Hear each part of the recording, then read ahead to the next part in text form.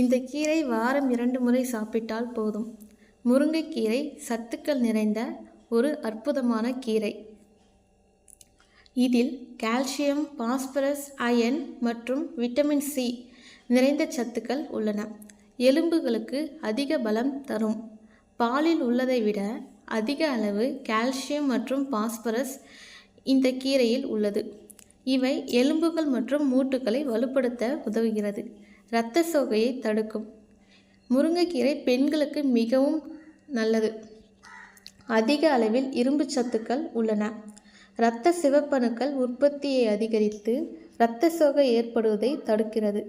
கர்ப்பிணிகள் மற்றும் வளரும் குழந்தைகளுக்கு இது மிகவும் அவசியம். சர்க்கரை லெவல் கட்டுப்படும். Immunity booster. அடிக்கடி சளி, காய்ச்சல் வராமல் தடுக்கும். வாரம் 2 முறை சாப்பிட்டால் போதும்.